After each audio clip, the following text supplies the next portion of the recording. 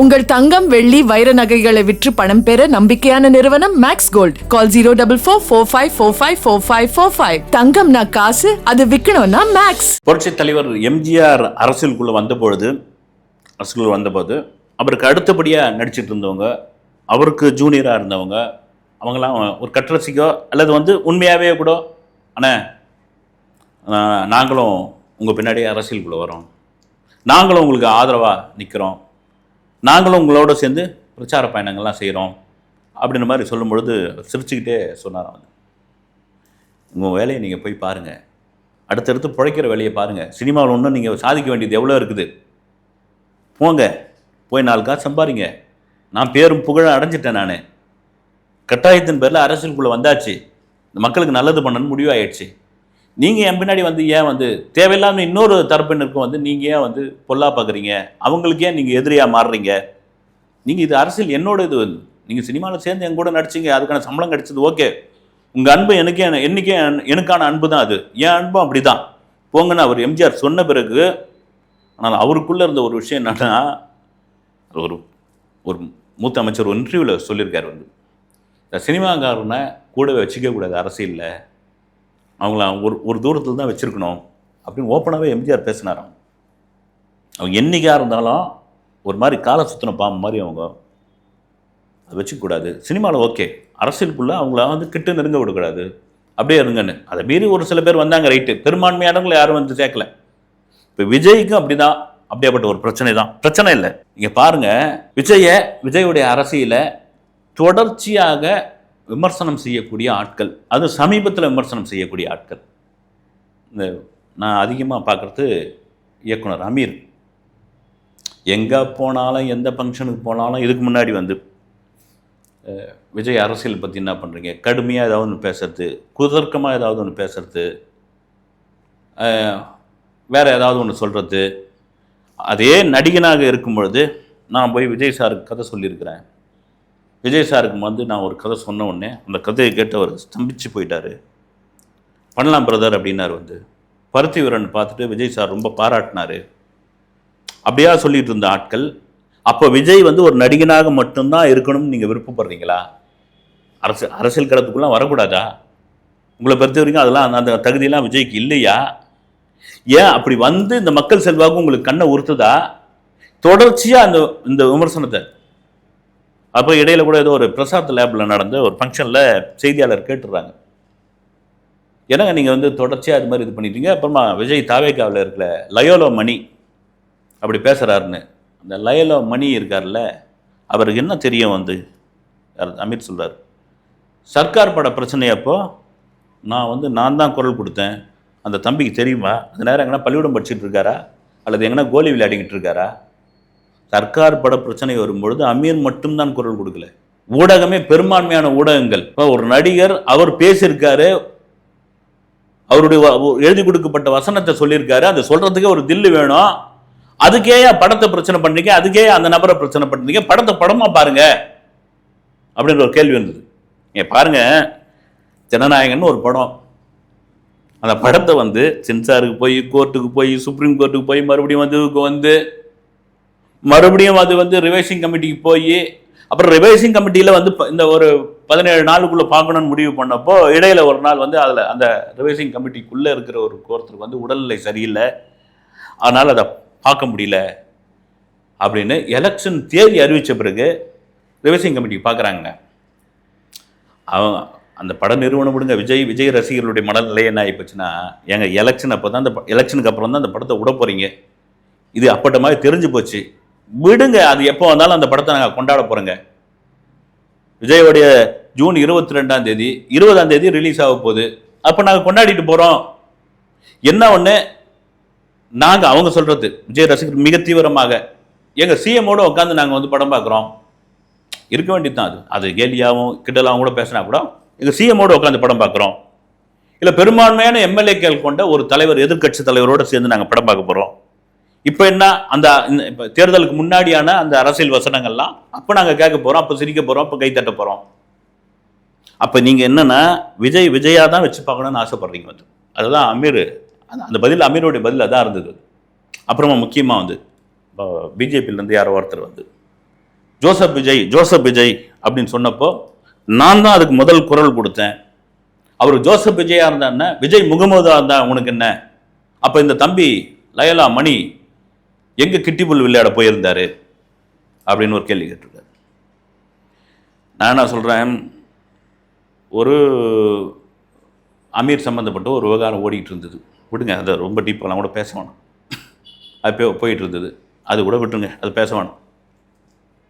பருத்தி வீரன் பஞ்சாயத்து, என்ன பருத்தி வீரன் பஞ்சாயத்து, நான் உட்பட சினிமா நிருபர்கள், சினிமா பத்திரிகையாளர்கள், அமீருக்கு எவ்வளோ சப்போர்ட்டா, அதாவது சூர்யா குடும்பத்திற்கும் அமீருக்குமான ஒரு பிரச்சனை பருத்தி வீரனில் ரொம்ப காலம் அது வந்து வழக்காக அது போயிட்டு இருக்காது பிரச்சனையில். அமீர் கொட்டி குமுறினார். என்னங்க வந்து ஒரு சாதாரண ஒரு படைப்பாளி, சூர்யா குடும்பம் ஒரு பலமான குடும்பம், அவரை போட்டு இந்த அமுகமுக்குன்னு சொல்லி அமீருக்கு சப்போர்ட்டாக சாதகமாக பேசி உங்களை யாரையா பேச சொன்னது அப்படின்ற ஒரு கேள்வி வரும். ஏன் எங்க எதிராக பேசினா தான் திட்டுறீங்க, ஆதரவாக பேசினா வந்து ஏன் பேசுறீங்க, உங்களுக்கு யாரையா பேச சொன்னது அப்படின்றீங்க. அப்படி பேசுறதுக்கு ஒரு நன்றி சொல்ல மாட்டீங்க. பெரும்பாலும் வந்து நீங்கள் சினிமாக்காரில் என்னதான் நீங்கள் பக்கமாக பாராட்டினா கூட ஒரு தேங்க்ஸ் கூட சொல்ல மாட்டாங்க. ஒரே ஒரு சின்னதாக ஒரு விமர்சனம் பண்ணிட்டீங்கன்னு வச்சுங்க, கப்பான்னு கிளம்பி வந்துடுவாங்க. இந்த பருத்தி வீரனில் அப்படி ஒரு விஷயம், அது என்னை பாடாப்படுத்தினாங்க, எதுவாக பண்ணாங்க. நான் கார்த்தியை ஒரு ஆளாக்கினேன், கார்த்தியை ஒரு பெரிய நடிகனாக்கினேன், நான் போய் சிவகுமார் சார்கிட்ட கெஞ்சனேன், சூர்யா முகத்தையே பார்க்கல, அப்படி இப்படின்னு சொன்ன பிறகு இப்போ ஒரு தகவல் வந்து, அது ஒன்றும் உறுதி செய்யப்படல, அமீர் இயக்கத்தில் சூர்யா நடிக்க போகிறாராம். ஊரில் கிராமத்தில் சொல்லுவாங்க வந்து, இந்த சில விஷயத்துக்கெல்லாம் பஞ்சாயத்துக்கு போகக்கூடாதுன்னுவாங்க, ஆதரவாகவும் எதிர்ப்பாகும். பஞ்சாயத்துக்கு போனோன்னு வச்சுங்க, அவங்க 2 பேரும் ஒன்றா சேர்ந்துட்டு யார் எதிராக இருக்காங்களோ அவங்க ஒன்றா சேர்ந்துட்டு இந்த பஞ்சாயத்து பண்ண வந்தவங்களை வந்து அடிப்பாங்க வந்து, அதுதான் போகக்கூடாதுன்னுவாங்க. குறிப்பாக அந்த அண்ணன் தம்பி பஞ்சாயத்து, மாமன் மச்சான் பஞ்சாயத்து, இதுக்கெல்லாம் போக மாட்டாங்க வந்து. இது அண்ணன் தம்பி மாமன் மச்சான் பஞ்சாயத்து கிடையாது வந்து. ஆனால் அந்த அளவுக்கு பேசுனீங்க வந்து, சூர்யா குடும்பம் அப்படி பண்ணிடுச்சு, நான் என்ன ஆயிட்டேன், நான் ஆச்சா போச்சேன்னு ஒட்டுமொத்தமான பெரும்பான்மையான ஊடகங்கள் வந்து அமீருக்கு ஆதரவான என்னது. இன்றைக்கி நீங்கள் சேர்ந்து படம் பண்ண போகிறீங்க, சினிமாவில் அதெல்லாம் சகஜம்தான், அதெல்லாம் மறந்துடுறதெல்லாம் பயணிக்கிற ஒரு உலகம் தான் இது வந்து. ஏதோ ஒரு ஃபங்க்ஷனில் கூட நின்று ஏதோ கையெல்லாம் பிடிச்சின்னு பேசிட்டு கூட ஃபோட்டோலாம் வந்தது. ஆனால் விஜயை வந்து ஒரு நடிகனாக தான் நீங்கள் பார்க்குறீங்க இல்லை? ஏன் அரசியலுக்குள்ளே வரக்கூடாதா? விஜய்க்கு இவ்வளோ பெரிய செல்வாக்கு வந்துடக்கூடாதா? ஏன் விஜய் ஒரு அறிக்கை போட்டார்ல, 1.5 வாரத்தில் என்னென்ன சம்பவங்கள் தமிழகத்தில் நடந்ததுன்னு, குறிப்பாக விளாத்திக்குள்ளே சம்பவம் வந்து. யாராவது நீங்கள் பெரும் படைப்பாளிகள், நீங்கள்ல பெரும் அறிவாளிகள் இல்லை, இந்த சமுதாயத்திற்கு உபயோகப்படுத்தக்கூடிய, இந்த சமுதாயத்தை மீட்டெடுக்கக்கூடிய படங்களையும் திரைக்கதைகளையும் கதைகளையும் சினிமாவில் கொடுக்குற ஜாம்பவான்கள் இல்லை. நீங்கள் ஒரு சாமானியர்களுக்கு எங்கேயாவது ஒரு பிரச்சனைனா பொங்கி எழுந்து உங்களுடைய திரைப்படத்தில் காட்டக்கூடியவர் தானே வந்து. அதுக்கு ஏதாவது ஒரு சின்ன அறிக்கை, ஏன் எக்ஸ் வலைதளம், நீங்கள் அந்த காலத்தில் ஒரு 35 வருஷத்துக்கு முன்னாடிலாம் வந்து டைப் பண்ணணும், ஃபேக்ஸ் அனுப்பணும், இல்லைன்னா மடித்து ஒவ்வொரு பத்திரிகை ஆஃபீஸாக எடுத்து போய் அறிக்கையை கொடுக்கணும். இதெல்லாம் இப்போ கிடையாது. உங்களுக்கு எல்லாருக்குமான ஒரு வலைதளம் ஒன்று இருக்குது, அது சமூக வலைதளம் இருக்குது. அதில் 5 வரி ஒரு பதிவு போட்டிங்கன்னா போதும். யாராவது பண்ணீங்களா? நாசர் அது மாதிரி தான் பேசுகிறார் வந்து. விஜய் சொல்கிறது பூரா வந்து திட்டம், அவர் அறிவிக்கிறார்ல, அதெல்லாம் வந்து திட்டங்க. அவர் கொள்கைன்னு ஒன்று இருக்குதா? பிரபலம்னா நீங்கள் வந்து அரசியலுக்குள்ளே வந்துடுவீங்களா? பிரபலம்னா நீங்கள் அரசியலுக்குள்ளே வந்துட முடியுமா? நீங்கள் அரசியல் பண்ணிடுவீங்களா?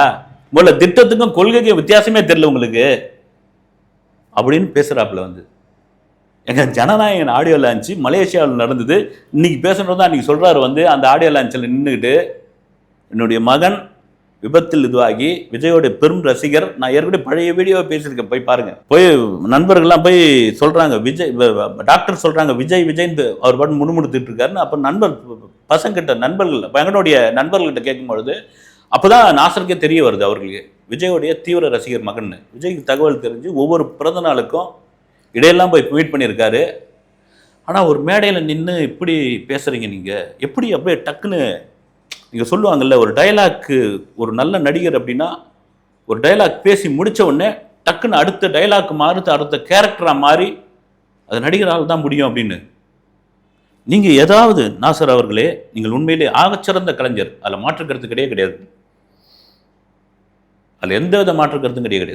ஆந்திராவில் எம்ஜிஆரை பற்றி, புரட்சி தலைவர் எம்ஜிஆரை பற்றி ஒரு நடிகர் காந்தாராவு முன்னாடி எம்ஜிஆர் வந்து உச்சா போயிடுவாரு அப்படின்னு சொன்னதை ஊடகங்கள் பேசின பிறகு, நானும் பேசின பிறகு, ரொம்ப லேட்டா ஒரு அறிக்கையும் ஒரு வீடியோவும் போடுறீங்க. அது இது ராஜேந்திர பிரசாத் அவருக்கு எதிராக வந்து நடிகர் சங்கத்தில் இருக்கிறீங்க. குயிக்கா நீங்க உடனே நீங்க நடிகர் சங்கம் இருக்கிறதுக்கு மிகப்பெரிய காரணம் வந்து புரட்சி தலைவர் எம்ஜிஆர் என்பதில் மாற்றுக்கிறது கிடையாது. அது ரொம்ப லேட்டா நீங்க போட்டு அதுக்கப்புறம் அவர் மன்னிப்பு கேட்டார். வந்து ரொம்ப உருக்கமா, வாழ்நாளில் இனிமேல் அது மாதிரி பேசவே மாட்டாங்க, உணர்ச்சி வசப்பட்டு பேசிட்டேன்னு வந்து. ஏன் உடனே ஒரு ரியாக்ஷன் இல்லை?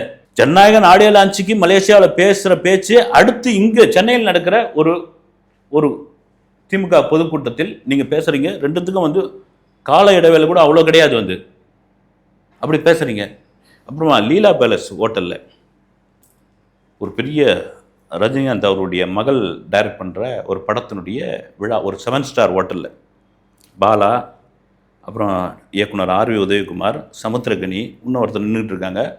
நீங்கள் எங்கே போனாலும் வந்து ஒரு அதிகபட்சமாக ஒரு 50 கேமராக்கள் உங்களை சுற்றியே இருந்துகிட்டு இருக்கும். அது மாதிரி ஆகிப்போச்சு. இன்றைக்கி 50 நான் ரொம்ப அதிகபட்சம்னு சொன்னால் ரொம்ப குறவு. அது அவங்க நின்று பேசிகிட்டு இருக்காங்க. அந்த வீடியோ வைரல் ஆச்சு. வந்து சமுத்திரகனி சொல்கிறார், இருக்கிறது கேமராலாம் இல்லையா, அவருக்கு தெரியாதான். அவருக்கு உங்கள் பிரச்சனையை வீட்டுக்குள்ளே இது பண்ணிக்க வேண்டியதுன்னு. யாரை வெறுப்பேற்றுறதுக்காக நீங்கள் வந்து அவளை கூட்டின்னு வரீங்க? நீங்கள் யாரை வெறுப்பேற்றுறதுக்காக? உங்கள் கட்சியில் இருக்கிறவனே காரி துப்புறான், அவனே காண்டாயிட்டான் அப்படின்னு. அதே இதுதான் கொஞ்ச நாளைக்கு முன்னாடி சமுத்திரகனி சொல்லியிருந்தார்.